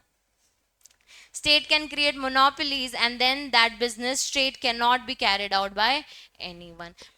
Competition Act में भी है कि monopoly strictly रिस्ट कर दी गई है, लेकिन अगर आपका स्टार्टअप है, आपने कुछ नया लेके आया तो चलेगा, हम आपको सपोर्ट करेंगे, लेकिन उसके बाद उसको कोई कॉपी करना चाहता है सेम बिजनेस, हम उसको रोकेंगे नहीं। तो कोई भी बिजनेस कर सकता है। इसमें एक केस है बीड़ी मैन्युफैक्चरर का, ठीक है। क्या हुआ था, एक पेटिशनर है जो बीड़ी मैन्युफैक्चर करता था, और उसने क्या किया, प्रोहिबिट कर दिया मैन्युफैक्चर, गवर्नमेंट ने प्रोहिबिट किया manufacture of bidis and village of the petitioner during the agriculture season. क्या बोल रहा था गवर्नमेंट की भाई अभी एग्रीकल्चर सीजन है तो आप यहाँ से लेबर या वुमेन या जो भी आप अपने मैन्युफैक्चरिंग यूनिट में लगाते हो उनको हम नहीं भेजेंगे, ठीक है, क्योंकि हमें उनसे क्या करवाना है, एग्रीकल्चर कराना है। ठीक है, अब हमने क्या पढ़ा है, free of any occupation, any profession और एनी ट्रेड, ये हमारा चॉइस है। जस्ट बिकॉज हमारा एग्रीकल्चर सीजन है तो जरूरी है कि हमको वो करना पड़ेगा, लेकिन रिस्ट्रिक्शंस हैं। क्या रिस्ट्रिक्शंस हैं? जनरल पब्लिक, रख देना मोबाइल, जनरल पब्लिक एंड, आपके पास टेक्निकल क्वालिफिकेशन होनी चाहिए, और दूसरा क्रिएट मोनोपोलीज कर सकते हैं, लेकिन फिर वो किसी को भी कैरी करना वो बिजनेस अलाउड है। यहाँ पे बीड़ी मैन्युफैक्चरर वाले को मतलब इसने एक पेटिशनर ने बोला कि मेरी मेरी मैन्युफैक्चरिंग यूनिट में लोगों को बैन कर दिया गया आने के लिए, क्योंकि अभी एग्रीकल्चर सीजन है। No person residing in village could employ or any person or engage himself in manufacturing bidis during agriculture season. तो तुम उसकी फैक्ट्री में भी शटर लगा दिया, क्योंकि अभी एग्रीकल्चर सीजन है, तो तू बीडी भी मैन्युफैक्चर नहीं करेगा। The object of provision, object क्या था, to ensure adequate supply of labour to agriculture purposes. The bidi manufacturer could not even import labour from outside, बाहर से भी नहीं ला पा रहा था। Had to suspend manufacture of bidi during the agriculture season. If villagers are incapable of engaging agriculture like old people, women and children। अब agriculture farming कौन करता है, जनरली मेन करते हैं, तो वुमेन, चिल्ड्रन, ओल्ड पीपल घर बैठे हुए, तो उनको पैसे कमाने का भी मौका नहीं मिलता, क्योंकि फैक्ट्री बंद कर दी थी। who supplement their income by engaging manufacturing BDs is were prohibited। Supreme court ने क्या बोल दिया, prohibition was unreasonable and treated unconstitutional, क्योंकि कोई भी पर्सन, कोई भी ट्रेड, कोई भी प्रोफेशन, कोई भी ऑक्यूपेशन कर सकता है, इररिस्पेक्टिव आपका एग्रीकल्चर सीजन हो या सीजन नहीं हो। ठीक है, आर्टिकल 20, ठीक है, आर्टिकल 20 क्या लिखा है, protection against ex post facto laws, protection against double jeopardy और प्रोटेक्शन अगेंस्ट सेल्फ इन। देखो एक्स पोस्ट फैक्टो लॉस क्या होता है, जैसे कि अभी अभी किसी की पनिशमेंट डिक्लेयर हुई है, ठीक है, आज एक पनिशमेंट डिक्लेयर हुई है कि किसी ने ये कांड किया तो इतनी इतनी पनिशमेंट होगी। अभी ये वाला कांड किसी पर्सन ने पहले भी करा हुआ, तो उसको क्या बुला के लेके आएंगे, भाई अभी पनिशमेंट है, ये तेरे को फुलफिल करना पड़ेगा। तो वही है कि protection against ex post facto laws, जो काम आप कर चुके हो उसका लॉ बाद में बन रहा है, बहुत टाइम बाद बन रहा है, तो आपको उसकी पनिशमेंट नहीं मिलेगी। डबल जेपार्डी तो आप सबको पता है, एक बार सजा हो गई तो दोबारा सजा नहीं होगी। और सेल्फ इंक्रिमेशन भी एक चीज है। Protection lays down that no individual can be convicted for actions that were committed before the enactment of law and were declared those actions are illegal. एक देख लो, फिर से लिखा है, दो therefore individual have committed such act prior to the enactment of that law can not be punished. Example क्या लिखा है, एक 2015 में एक पर्सन ने एक एक्ट किया था which was not an offence, उसका लॉ कब बन गया, 2016 में, और 2 साल की जेल हो रही है, तो 2016 में उसको पनिश करेंगे क्या, हम नहीं करेंगे। Applicability of protection, it applies only in criminal, not in civil। it applies only to substantive and not the procedural law। substantive law, procedural law क्या होता है, बताया है मैंने, सीपीसी में भी पढ़ा है। प्रोसीजरल लॉ, सब्सटैंटिव लॉ क्या होता है, सब्सटैंटिव मतलब प्रोसीजर टाइप होता है, तो सब्सटैंटिव क्या बताता है, अच्छा अच्छा, और प्रोसीजर लॉ क्या बताता है, ये लॉ नहीं है, बस ये है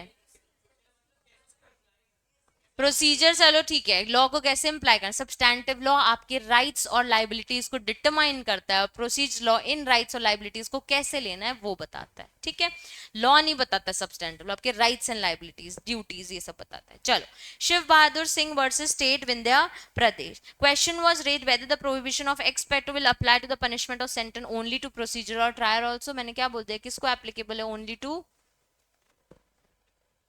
only to substantive law, not the procedural law। सो गए हो सब।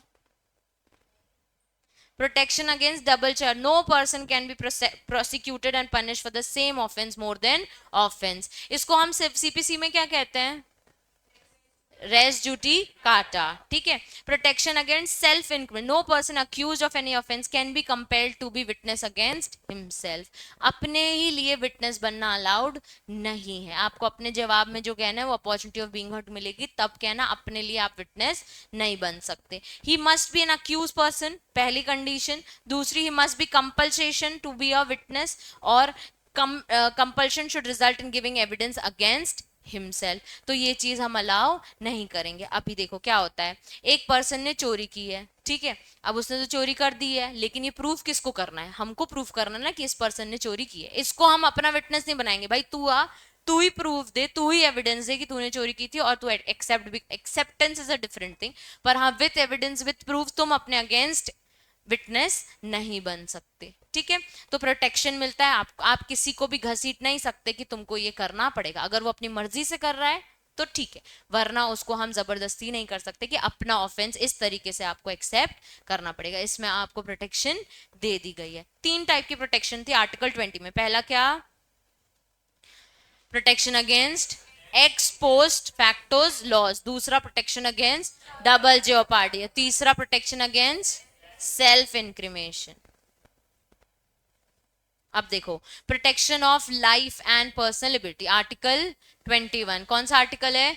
21। Article 21, no person shall be deprived of life and personal liberty except according to the procedural of established by law. हमको जो करना है, जैसे जिंदगी जीनी है, वो हमको जीना अलाउड है। Procedure established by law, expression इसका मतलब है ऐसा कोई प्रोविजन जो, या ऐसा कोई प्रोसीजर स्टेट लॉ ने, नॉर्मली जो हमारे पार्लियामेंट ने कुछ लॉज में बताया तो ठीक है, वरना आपको पर्सनल लाइफ और लिबर्टी का हक है।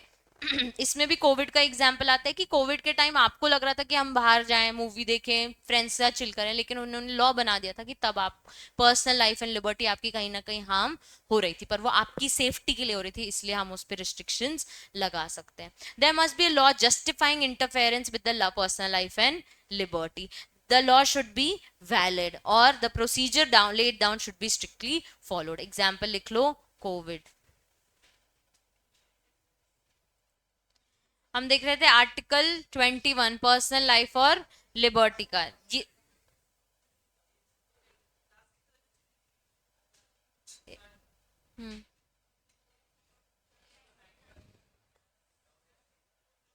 जीवन में से बस खाना पीना सोना, हाँ, पढ़ाई लिखाई सब छोड़ देते हैं। मैगी याद करेगी, फिर ये याद करेगा, फिर वो याद करेगा।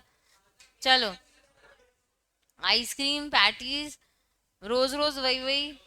चलो, आर्टिकल 21। आर्टिकल 21 क्या था बच्चे? Protection of life and personal liberty. ठीक है, इसमें क्लियरली बोल दिया है कि आपको प्रोटेक्शन मिलेगा, लेकिन हाँ, अगर जस्टिफाइंग इंटरफेरेंस होगा तो चलेगा, वैलिड लॉ के हिसाब से अगर इंटरफेरेंस करेंगे तो भी चलेगा, और लॉ स्ट्रिक्टली फॉलो करना पड़ेगा। इसलिए आपकी पर्सनल लाइफ और लिबर्टी में अगर रिस्ट्रिक्शंस या फिर इन्फ्लुएंसेस होंगे तो हमको अलाउ करने पड़ेंगे। ये to citizens and as well as non citizens को भी एप्लीकेबल है।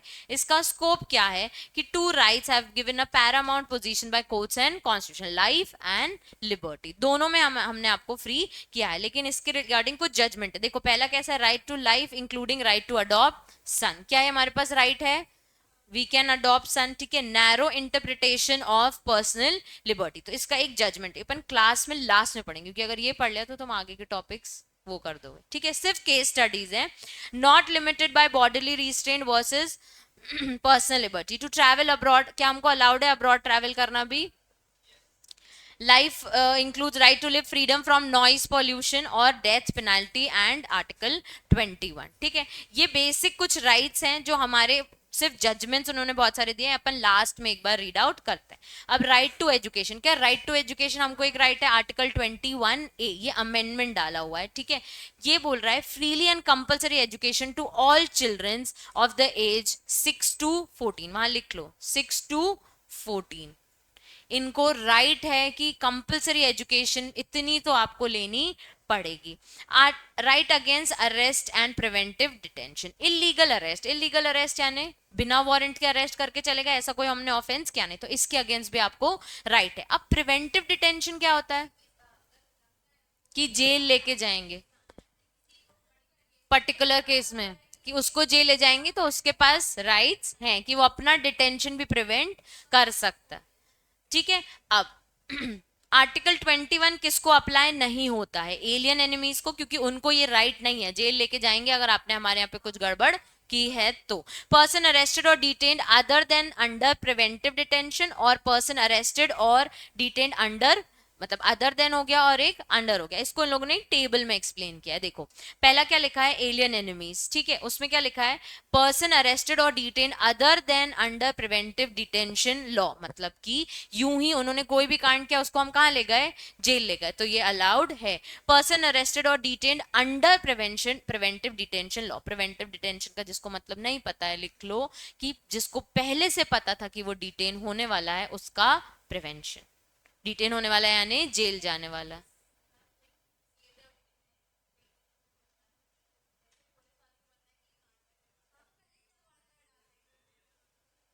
हाँ तो वही मैं कह रही हूँ ना कि लेकिन इसका मतलब ये नहीं है कि प्रिवेंटिव पहले ही अंदर डालते कि कांड करने वाला है, हाँ, तो उसको भी तो कोई ना कोई प्रोटेक्शन है ना। मैं वही कह रही हूँ कि अगर आपको जेल जाना पड़ रहा है, ठीक है, तो आपको जेल जाना पड़ रहा है बिना अभी कांड नहीं किया है, लेकिन आप डिटेन हो सकते हो, तो अपना डिटेंशन प्रिवेंट करने के लिए आपको कुछ ना कुछ प्रोटेक्शन दे रहा है। कौन सा आर्टिकल?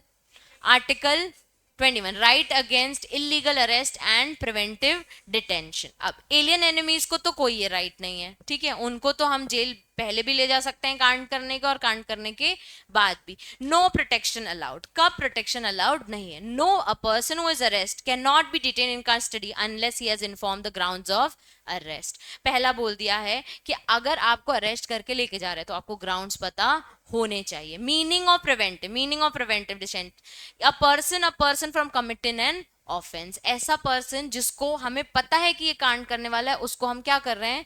प्रिवेंट कर रहे हैं, ठीक है। It's a defensive measure to ensure public order and safety. किसी ने एक मर्डर किया है, एक जगह बम फोड़ा है, हमको पता है कि यहाँ पे बम फूटा है, आगे जाके भी फूट सकता है, तो उसको हमने पहले ही क्या कर दिया? प्रिवेंट कर लिया, ठीक है। A person arrested and detain should be produce before the nearest magistrate. अपन ने पढ़ा है सीआरपीसी में, कितने घंटे में उसको फिर मजिस्ट्रेट के पास लाना है? 24 घंटे में। Following are the rights available to the person preventive detention. यही मैं समझा रही हूँ कि उसको फंडामेंटल राइट है कि उसको जेल तो ले गए कि वो शायद कांड करने वाला, लेकिन उसके पास कुछ ना कुछ प्रोटेक्शन है। पहला, उसको 3 महीने से ज्यादा आप डिटेन करके नहीं रखना। ही can not be detain more than 3 months। Advisory board, जब तक एडवाइजरी बोर्ड ने नहीं बोला तब तक तो सिर्फ 3 महीने, एडवाइजरी बोर्ड ने और महीने तो और महीने रखना पड़ेगा। पार्लियामेंट ने बोला और महीने रख लो तो और महीने जेल में रखना पड़ेगा। He shall be communicated grounds of it detention. उसको बताना पड़ेगा कि उसको क्यों जेल ले जा रहे हैं। He must be given a fair chance to represent the defence. क्या हुआ? ठीक है। Travel time should excluded while calculating the 24 hours। हम्म, कौन ये सटक गई? खिसक गई एक ही चीज होती है ना, सटक गई और खिसक। चलो, प्रिवेंशन ऑफ डिटेंशन। अगर किसी को हमने पहले ही डिटेन कर दिया, उसके पास क्या क्या प्रोटेक्शन है? पहली बात तो 3 महीने से ज्यादा आप उसको नहीं रख सकते, लेकिन रख सकते हो कब?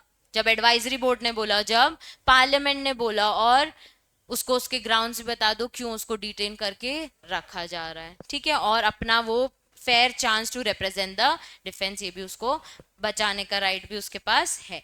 Right against exploitation, prohibition of traffic in human being and force labour. इसका मतलब क्या होता है? ह्यूमन ट्रैफिकिंग यानी लोगों को बेचना, ठीक है। और फोर्स लेबर यानी जबरदस्ती काम कराना। और क्या लिखा है? Prohibition of employment of children.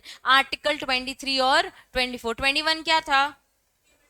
21 क्या था? लाइफ और लिबर्टी। 22 क्या है? प्रिवेंट इलीगल अरेस्ट और प्रिवेंटिव डिटेंशन। अब 23 क्या है? Traffic in human beings and force labour. 24 क्या है? employment of children. So this right is available to citizen as well as non-citizens. Imposes a complete ban on traffic in human beings, beggar and other similar forms of forced labor. ये punishable by law होगा. Traffic in human beings mean deals in men, women like goods such as sell and let otherwise dispose of them. सेगार यानी involuntary work without payment, ठीक है। उनको job पे रख दिया लेकिन हम उनकी मर्जी नहीं थी एक, और बिना पैसे के उनको नौकरी पे रखा है। उनको ये काम नहीं करना, फिर भी उनसे ये काम कराया जाता है। जैसे अभी बहुत हो रहा है ये, जो पुणे में एक रैकेट चलता है इस चीज का कि एक बहुत बड़ा आदमी है, लेकिन उसने हर जगह कौन फैलाए हुए हैं? अपने बेगर्स फैलाए हुए हैं। तो वो लोग भीख मांगते हैं, लेकिन वो पैसा उनके पास नहीं जाता है, वो पैसा उस आदमी के पास जाता है। तो ये बहुत बड़ा पनिशेबल ऑफेंस है। एक बार पकड़ा गया है अब, लेकिन ऐसे बहुत लोग करते तो अभी सामने नहीं आए हैं, ठीक है। Prohibition of employment of children, ये तो हमको भी पता है कि बिलो एज 14 को फैक्ट्री और माइन पढ़ लिया क्या? कहाँ पढ़ा? सिविल लेबर लॉ में। फैक्ट्री और माइन में उनको काम करना अलाउड नहीं है। इनके लिए हमने प्रॉपर एक्ट्स बनाए। पहला क्या है? तुमने शायद ये पढ़ा होगा, फैक्ट्रीज एक्ट। उसके बाद माइंस एक्ट है, अप्रेंटिसशिप एक्ट है, और child labour prohibition and regulation act है। फ्रीडम ऑफ रिलीजन, जिसको जो रिलीजन अपनाना है वो अपना सकता है। India do not accept any religion और स्टेट, हमने पढ़ा था इंडिया क्या है, सेक्युलर है, उसका कोई रिलीजन नहीं होता। It means absolute neutrality and impartiality towards all religion. Provision relates to right of freedom of religion. अब ये बोल रहा है article is not confined to citizen India but extends to all person including aliens, individuals exercising their right or individuals through institutions. तो अगर आपने कोई अपने धर्म का इंस्टीट्यूशन भी बना है तो वो भी चलेगा, उसमें किसी को एंटर करना है वो भी चलेगा। पहला लिखा है freedom gives every person freedom of conscience, conscience यानी मुझे जो भी भक्ति करनी है मैं कर सकती हूँ। Right to freely profess practice and propagate of any, जिस मंदिर में जय करने जाना है कर सकते हैं। In simple words every person has right to profess and practice any religion of his own choice. ठीक है। Article 26 right to every religious denomination, right to establish and maintain institutions, हमको कोई भी मंदिर बनाना है बनाना अलाउड है। to manage their own affairs in the matter of religion, जैसे उसको चलाना है चलाओ। उस मंदिर के नाम पे हमको मूवेबल या इमूवेबल प्रॉपर्टी रखनी है तो भी चलेगा। Administer such property in accordance with the law, बाकी सब चीजें अलाउड है रिलीजन में। 27 लिखा है any person who shall not be compel to pay any taxes the proceed of which will use to meet the expense of the promotion of high religion. ये इतना वो नहीं है, बेसिकली आप किसी को जबरदस्ती इस रिलीजन के तो टैक्स के लिए आप कंपेल नहीं कर सकते। The educational institution was only maintained by state funds shall not give religious instructions. मतलब कि ऐसा होता है ना, क्रिश्चियन स्कूल है तो वो कौन सा रिलीजन सिखाते हैं, क्रिश्चियन, तो हमको कोई प्रॉब्लम नहीं, आपका चॉइस है आपको अपने बच्चे को वहां पे डालना है कि नहीं डालना है। Any person should not be compelled in any educational institution run by state fund without his consent और guardian to consent to take part in the religious instruction and to attend the religion worship and conducted. इसकी जबरदस्ती आप नहीं कर सकते कि लेना ही पड़ेगा पार्ट, ऐसा अलाउड नहीं है। अपने को कभी भी, मतलब मैं क्रिश्चियन स्कूल में पढ़ी, मुझे कभी भी किसी चीज को लेके तुमको भी कोई फोर्स नहीं किया गया है कि हमको ये फॉलो करना है, हमको नहीं, हमको सिखाया पूरा उन्होंने वही रिलीजन है, लेकिन हमको कभी फोर्स उन्होंने नहीं किया है। अब आ जाता है cultural and educational rights. Cultural and educational rights हमने पढ़ लिया है, हमको राइट टू एजुकेशन भी और एनी कल्चर फॉलो करने का भी राइट है। हैव डिस्टिंग, इंडिया के पास बहुत सारी डिस्टिंग लैंग्वेजेस, स्क्रिप्ट और कल्चर है। जो भी कल्चर अपनाना है, जो भी एजुकेशन में जाना है, जो भी लैंग्वेज बोलनी है, आपको बोलने का हक है। Minorities, section 30, article 30 important है। all minorities whether based on religion or language shall have the right to establish and administer their own educational institution of their own choice। तो minority को तो वैसे भी उन्होंने importance दे रखी है। अब एक बार amendability of fundamental rights read लिखो, उसको मैं बता रही हूं इसमें क्या है। कॉन्स्टिट्यूशन अमेंड कर सकते हैं कि नहीं कर सकते, उसको लेके बहुत सारा डिस्कशन हुआ था, जिसको लेके बहुत सारे क्या है केसेस हुए थे। ठीक है, और हमने स्टार्टिंग में ही पढ़ा था कॉन्स्टिट्यूशन अमेंड नहीं हो सकता, लेकिन बेसिक फीचर्स अगर चेंज नहीं करोगे और कुछ नया लाना है तो ला सकते हो। तो फाइनल कंक्लूजन यही था कि अगर आपको कॉन्स्टिट्यूशन चेंज करना है तो आप करो, लेकिन उसके बेसिक फीचर्स डिस्ट्रॉय नहीं होने चाहिए। ठीक है, लिखा है for is not absolute and basic structure should be maintained। ठीक है, अब डिस्ट्रिक्टिव प्रिंसिपल ऑफ स्टेट पॉलिसीज और फंडामेंटल ड्यूटीज, थोड़े से टॉपिक बच्चे ध्यान से सुन लो। स्टेट पॉलिसीज क्या है, ये स्टेट को फॉलो करनी पड़ती। क्यों करनी पड़ती है? स्टेट यानी गवर्नमेंट, गवर्नमेंट को हमारे लिए कुछ ना कुछ ड्यूटीज है जो उसको फॉलो करनी। फंडामेंटल राइट क्या है? हमारी ड्यूटीज। फंडामेंटल ड्यूटीज क्या है? हमारी ड्यूटीज। लेकिन directive policy, directive principles of state policy state government की ड्यूटी है कि उसको ये चीज ध्यान रखनी है। ये बेसिकली गाइडलाइंस है। क्या है ये? Guidelines for union and state government for formulating union and state policies. तो जब भी आप नए लॉज बनाओगे आपको ध्यान में क्या रखना है? Directive principle of state policies. Directive principle of state policies, पहला पॉइंट क्या है? जोर से पढ़ो, जोर से पढ़ो। State to secure a social order and promotion of welfare. हर बार कोई लॉ बनाओगे तो हमारा वेलफेयर होना चाहिए, सोसाइटी का वेलफेयर होना चाहिए। दूसरा क्या है? फॉलोइंग प्रिंसिपल्स, उसको फॉलो करना है। पहला प्रिंसिपल क्या है? Equal right for main and women. दूसरा प्रिंसिपल क्या है? Equal pay for equal work main and women. उसके बाद तीसरा, जो भी आप डिस्ट्रीब्यूट करते हो ओनरशिप मटेरियल वो सबको इक्वली डिस्ट्रीब्यूट होना चाहिए, कॉमन गुड, कॉमन यूज के लिए होना चाहिए। फिर तीसरा क्या है? Prevention of concentration of wealth and common detriment, मतलब कि आपके इंडिया के लिए कुछ भी कॉमन लोगों का डेट्रीमेंट नहीं होना चाहिए। जैसे ये उसमें पॉइंट था कंपटीशन एक्ट में, पहले अपने पास एक एक्ट था मोनोपोलीज एक्ट, ठीक है, उसमें क्लियरली बोल दिया था कि डेट्रीमेंट तक नहीं पहुंचना, डेट्रीमेंट के आगे लिख लो हार्म। ऐसा कोई लॉ आपका कंसंट्रेशन नहीं हो चाहिए कि वेल्थ कमाने के चक्कर में, पैसा कमाने के चक्कर में कॉमन लोगों को क्या हो रहा है, हार्म हो रहा है। उसके बाद क्या लिखा है, ensure health of the citizen, पहले इक्वल इक्वालिटी देखनी है, फिर इक्वल पे देखना है, फिर मटेरियल रिसोर्सेज, फिर कॉमन, हार्मफुल नहीं होना चाहिए आपका कोई भी लॉ, और फिर हेल्थ ऑफ द सिटीजन भी इंपॉर्टेंट है, और last protection of child and youth against exploitation.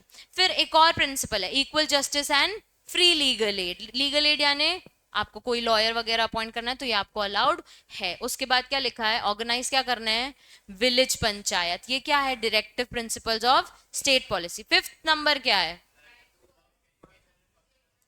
आपको अलाउड है वर्क एजुकेशन जो भी। फिर सिक्स क्या है, just and human condition and work, सुबह 12 से रात के 12 बजे तक काम करा रहे, ये अलाउड नहीं है। उसके बाद क्या है, living wages, securing standard of living workers, ठीक है, गवर्नमेंट देती है यूं ही भी पैसे बहुत सारे। उसके बाद फिर participation of workers in management of industries. उसके बाद यूनिफॉर्म सिविल कोड। उसके बाद free and compulsory education for children. उसके बाद एजुकेशन इकोनॉमिक इंटरेस्ट ऑफ, ये उनका स्पेशल प्रिंसिपल हो गया शेड्यूल का, शेड्यूल ट्राइब्स और अदर वीकर सेक्शंस के लिए उसको स्पेशल प्रोविजंस भी बनाने पड़ सकते हैं। फिर क्या है, protection of environment, wild life, forest, और फिर क्या है, protection of monuments, place and national importance. उसके बाद क्या है, separation of judiciary from executive. उसके बाद क्या है, promotion of international peace and security, हमारे रिश्ते बाहर के साथ अफेक्ट नहीं होने चाहिए। क्या हो गया, डायरेक्टिव प्रिंसिपल्स ऑफ स्टेट। आपको भले ये पॉइंट्स लिखने ना बोले पर वो जनरली पूछ सकता है ये क्या है, ये गाइडलाइंस है यूनियन और स्टेट के जब भी वो कोई नया लॉ बनाते हैं, ठीक है, तो स्टेट को फॉलो करनी है, हमें ये फॉलो नहीं करना है। ये किसको फॉलो करना है, गवर्नमेंट को। उसके बाद आ जाओ fundamental duties. Every right has corresponding duty. जब हमें इतने सारे फंडामेंटल राइट्स दे तो हमारी कुछ ड्यूटी बनती है। पहला देख लो ड्यूटी क्या है, fundamental, national flag, national anthem को हमें क्या करना है, अबाइड करना है, हमेशा रिस्पेक्ट करनी है हमें कॉन्स्टिट्यूशन की, आइडल इंस्टीट्यूशंस की, जो नेशनल फ्लैग और नेशनल एंथम की हमारी फंडामेंटल ड्यूटी बनती है। नेक्स्ट क्या है, cherish the noble ideas and national struggle for freedom, इसलिए हम आज भी 26 जनवरी और 15 अगस्त सेलिब्रेट करते हैं। उसके बाद थर्ड क्या है, to uphold and protect sovereignty, unity and integrity of India, उसकी रिस्पेक्ट हमेशा बनी होनी चाहिए। उसके बाद defend the country rather in national service when called upon to do so. फिर प्रमोट क्या करना है, हार्मनी, आपस में हम बोलते हैं ना all Indians are my brothers and sisters, वो हार्मनी आपको मेंटेन करनी है, एक्सेप्ट वन, हर फिर लड़कियां बोल देती थी। उसके बाद नेक्स्ट क्या है, next pronounce stop practices derogatory to dignity of women, women की डिग्निटी कभी भी अफेक्ट नहीं होनी चाहिए। उसके बाद to value preserve rich heritage, जो भी हमारे पुराने जमाने का है वो हमें म्यूजियम में हमेशा उसको संभाल के रखना है। उसके बाद protect and improve natural forest, तो ये भी हमारी एनवायरमेंट सेफ्टी भी हमारी फंडामेंटल ड्यूटी है। उसके बाद develop scientific temper and humanism. उसके बाद to safeguard public property and avoid violence, और to strive towards excellence in all spheres of individual and nation. इसलिए हम बढ़ते ही जा रहे हैं, बढ़ते ही जा रहे हैं, क्योंकि हमको बोल दिया है कि हर जगह आपको क्या रहना है, एक्टिव रहना है। 11th वाला टू स्ट्राइव टूवर्ड्स एक्सीलेंस, हमेशा हमेशा स्ट्राइव करनी, भागना है एक्सीलेंट होने का, हमेशा आगे की सोच रखनी चाहिए, ठीक है। Ordinance making power of the president and governor, president of power in case of union, पहली क्या लिखी है, एडमिनिस्ट्रेटिव पावर भी है और एग्जीक्यूटिव भी पावर है। फिर लेजिस्लेटिव पावर और ऑर्डिनेंस मेकिंग, मतलब लॉ प्रेसिडेंट भी बना सकता है। जुडिशियल पावर, जुडिशरी के पास भी लॉ मेकिंग पावर है। Military and diplomat power. उसके बाद गवर्नर की पावर क्या है, एडमिनिस्ट्रेटिव और एग्जीक्यूटिव, लेजिस्लेटिव और जुडिशियल पावर, मतलब स्टेट हाई कोर्ट भी लॉ बना सकता है। देखो ordinance making power for president, article 123, legislative power on union list but our constitution has special feature of ordinance making, ordinance making power मतलब law making power, ठीक है। उसके बाद प्रेसिडेंट को हमने ये पावर दे दी है कि ऑर्डिनेंस मेकिंग पावर किसको है available to president only when both the houses are not functioning. ठीक है. सेकेंड पॉइंट क्या लिखा है, power of president is co extensive with power of parliament. Mean president can make legislature on those matters जहां पे parliament के पास पार नहीं है. मतलब प्रेसिडेंट क्या कर सकता है, लॉ कभी भी खुद भी बना सकता है, क्योंकि पार्लियामेंट के पास ये पार नहीं है. तो किसके पास पार है, प्रेसिडेंट के. उसके बाद power is exercise only when the council of minister suggested. तो जब पार्लियामेंट में बैठे वाले लोग बोलेंगे कि ये आप बनाओ लॉ, तब वो बना पाएगा. President must be satisfied about the need and ordinance and he can not be compelled. उसको पता होना चाहिए कि वो सही चीज की सही बात के लिए लॉ बना रहा है. ऐसा नहीं कि किसी ने जबरदस्ती, कंपेल्ड मतलब जबरदस्ती उसको नहीं बोल सकते कि आपको ये लॉ बनाना पड़ेगा. Ordinance passed by the president will be laid down before when it's re-embellished shall automatically cease to the earlier following 2 days. Expiry of 6 weeks or date of passing resolution of disapproval. ये क्या लिखा है, जब ordinance पास हो गया है किसके सामने, पार्लियामेंट के सामने, जब भी वो रीअसेंबल करेगा ऑटोमेटिकली वो लॉ खत्म हो जाएगा. कब तक रहेगा वो, 6 हफ्तों तक, या फिर कोई डिसअप्रूवल का रेजोल्यूशन पास हो गया. Whichever is following 2 dates, कोई भी डेट और लिखा हुआ है, विच एवर इज अर्लियर नहीं लिखा. ठीक है. ऐसी गवर्नेंस के पास पार है. फेडरल स्टेट है, हमने पढ़ा है. फेडरल स्टेट मतलब डुअल स्टेट पॉलिसी से, कुछ यूनियन के पास पार है और कुछ स्टेट के पास. देखो सब्जेक्ट मैटर ऑफ जुरिस्डिक्शन अपन ने पढ़ा है, यूनियन लिस्ट, स्टेट लिस्ट और कॉन्करेंट. यूनियन मतलब यूनियन लिस्ट में किसके पास पावर है, सेंट्रल के पास. स्टेट के पास, स्टेट लिस्ट में किसके पास पावर है, स्टेट का. क्या सेंट्रल इंटरफेयर करेगा क्या स्टेट में, नहीं. लेकिन एक लिस्ट है कॉन्करेंट लिस्ट, दोनों के पास पावर है, दोनों मिलके एक एक्ट बना सकते हैं. लेकिन इसमें सुपीरियर हमेशा कौन रहता है, सेंट्रल रहता है. मैंने आपको एक पावर बताई थी रेसिड्यूरी पावर, जो अभी तक क्या है, ब्लैंक छोड़ा है. देखो आर नॉट इंक्लूडेड, और वो किसके पास पावर है, सेंट्रल गवर्नमेंट के पास है. एक ब्लैंक छोड़ दिया कि जब it is left, still left, जब भी हमको कोई लॉ लगेगा सेंट्रल इसे रेसिड्यूरी पावर में डाल के यूज कर सकता. मतलब नया लॉ आया तो वो क्या बोलेगा कि तुम यूनियन लिस्ट में नहीं हो, तुम स्टेट लिस्ट में नहीं हो, तुम कॉन्करेंट, लेकिन तुम कहाँ हो, रेसिड्यूरी लिस्ट में. तो आप नया लॉ यहाँ पे इंटरप्रेट कर सकते हो. Power of parliament to make laws on the list. अब ऑन द स्टेट लिस्ट, पहली बात, स्टेट ने एक लॉ बना दिया जीएसटी यहाँ पे एप्लीकेबल, लेकिन यहाँ पे किसकी पावर आ गई, पार्लियामेंट की, कि वो स्टेट लिस्ट में भी एंटर कर सकता है. कब, जब नेशनल इंटरेस्ट की बात हो तो वो स्टेट लॉ को क्या कर सकता है, चेंज कर सकता है. उसके बाद क्या लिखा है, ड्यूरिंग प्रोक्लेमेशन ऑफ इमरजेंसी. अब एक स्टेट में कुछ कांड हो गया है, लेकिन स्टेट गवर्नमेंट भी इतनी जल्दी प्रोएक्टिवली लॉ नहीं बना रही, इमरजेंसी का काम है. तो यहाँ पे पार्लियामेंट एक नया लॉ स्टेट के लिए बना सकता है. क्यों, क्योंकि इमरजेंसी है. उसके बाद क्या लिखा है, break down of constitution machinery in state. State आपस में ही ब्रेक डाउन हो चुकी है, वो लोग इतने केपेबल अब नहीं बचे हैं कि वो वहां का लॉ बना सके. तो कौन बनाएगा, सीजी. उसके बाद ऑन रिक्वेस्ट ऑफ 2 और मोर स्टेट्स, अगर स्टेट्स की रिक्वेस्ट आ रही है कि हमारे लिए लॉ बना दो, तो भी यूनियन वहां पे अपना पार्लियामेंट वाली पावर यूज करेगा. Legislature for enforcing international agreements, अगर लॉ की जरूरत है, लॉ ही बोल रहा है कि इंटरनेशनली डील होने वाली है स्टेट की दूसरे स्टेट से, तो फिर इंटरनेशनल अग्रीमेंट्स में पार्लियामेंट ये पावर यूज करेगा. कब कब पार्लियामेंट स्टेट लिस्ट में एंटर करेगा, सबसे पहले नेशनल इंटरेस्ट, दूसरा इमरजेंसी पावर, तीसरा break down constitution machinery in a state. उसके बाद जब गवर्नर खुद काम नहीं कर सकता तो पार्लियामेंट एंटर करके लॉ बना देगा. उसके बाद रिक्वेस्ट आई है 2 और मोर स्टेट्स की, और फिर लेजिस्लेचर एनफोर्सिंग इंटरनेशनल अग्रीमेंट.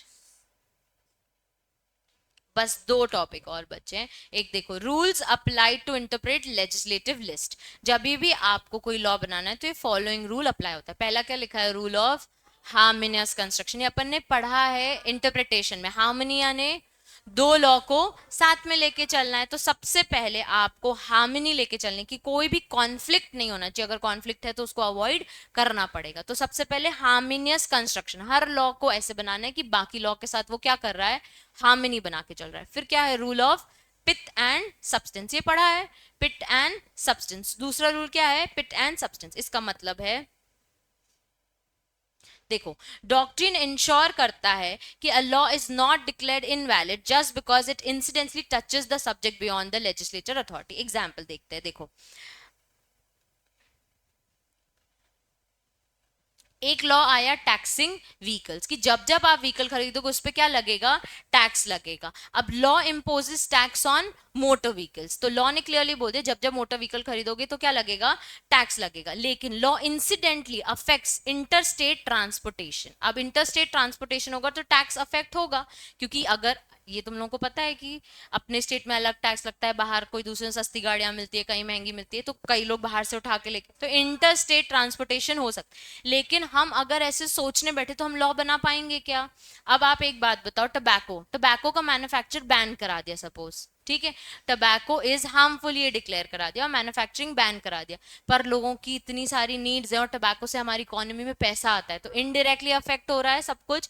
तो लॉ बोलता है कि ऐसा कुछ जो डायरेक्टली अफेक्ट हो वो हम ध्यान रखेंगे, लेकिन इनडायरेक्टली अफेक्ट हो तो हम इसमें ये चीज अवॉइड करेंगे। पिट एंड सब्सटेंस, हमेशा हम पर्पस को देखेंगे कि क्या वो पर्पस मेन डायरेक्टली फुलफिल कर रहा है, ठीक है। अगर इनडायरेक्टली वो कहीं से हार्म लेके आता है तो हम उस लॉ को अवॉइड नहीं करेंगे, हम उस जो हार्मफुल वाली चीज है उसको अवॉइड करेंगे। अब देखो, since the primary purpose is to regulate vehicles with in the state, law is valid despite the incidental impact on the state interstate transport. तो अगर मैं बोलूं टोबैको बैन है, टोबैको की मैन्युफैक्चरिंग हो सकती है ऐसा बोलते हैं, ठीक है।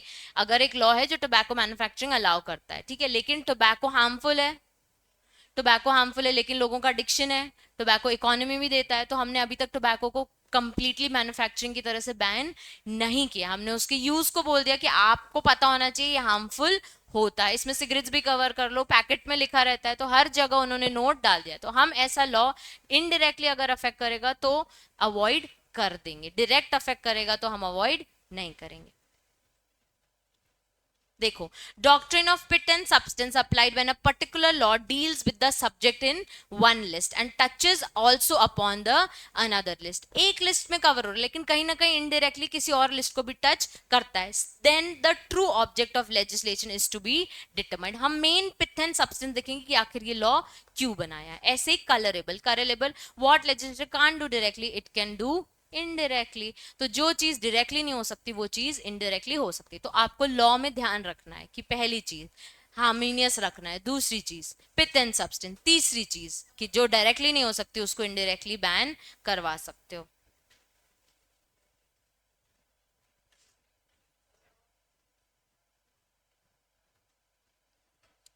देख लो बस, freedom of trade, commerce and intercourse बोल दिया है।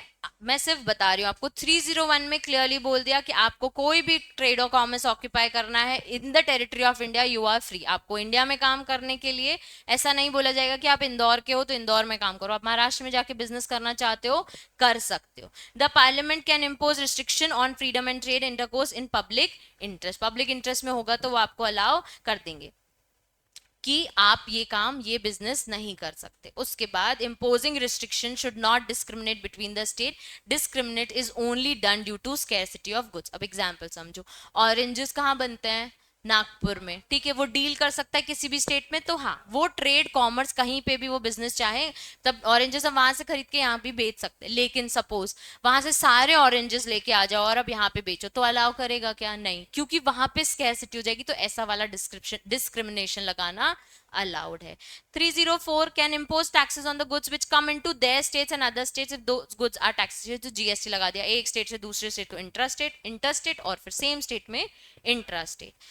State monopoly in trade are valid irrespective of the fact that they directly impede a restriction of freedom of trade. Monopoly allowed है, ठीक है, आपको अगर कोई नया बिजनेस लाना है तो वो करना अलाउड है, लेकिन अगर आप डायरेक्टली या इनडायरेक्टली कभी भी फ्रीडम ऑफ ट्रेड और कॉमर्स में रिस्ट्रिक्शन लगाओगे तो हम मोनोपोली अलाउ नहीं करेंगे, क्योंकि अपने मोनोपोली चलती है। रेलवे में मोनोपोली क्या किसी और का रेलवे है क्या, नहीं, गवर्नमेंट का अंदर ही है, तो उसमें मोनोपोली अलाउड है। क्या रेलवे ऐसी प्राइसिंग रखती है क्या कि आप लोग खरीद ही नहीं सकते?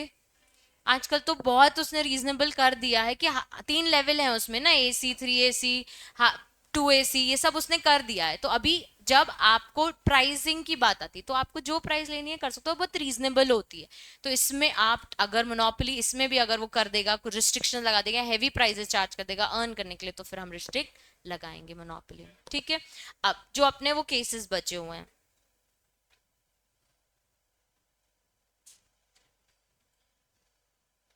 मैं नाम दे रही हूँ, एक एक जन पढ़ो अभी, ठीक है। चलो, यहाँ पे लिखती हूँ राइट अडॉप्ट सन पनस, ठीक है, ये बुक है ना, ठीक है, ये आशी, सेकंड वाला आशी अपना नाम लिखो, थर्ड वाला अदिति, फिर ट्रैवल वाला श्रेयांश और सौम्य एक साथ देख लो। कौन सा वाला? ध्यान से सुनो, मैं जल्दी जल्दी बता रही हूँ। फर्स्ट वाला पनस रीड करेगा, सेकंड वाला आशी, थर्ड वाला अदिति, फोर्थ वाला श्रेयांश और इनके पास एक ही बुक है। उसके बाद फिफ्थ, फिफ्थ है खुशी, बुक नहीं है ना उसके पास, ठीक है। इसके नेक्स्ट वाला प्रत्यक्ष, डेथ पेनल्टी वाला, फिर वर्क हरासमेंट हिमांशी, फिर legal aid Khwahish, convicted person Nikita, right to die last बचा है सिमर, बहुत दिनों बाद आई है ना Simar, die, right to die. चलो सारे अभी की अभी पढ़ो, अभी की अभी, तू चिल कर, नहीं नहीं अभी अभी रीड करो, मैं पूछूंगी। हम्म, पूरा पढ़ लो, समझाना मुझे क्या लिखा है।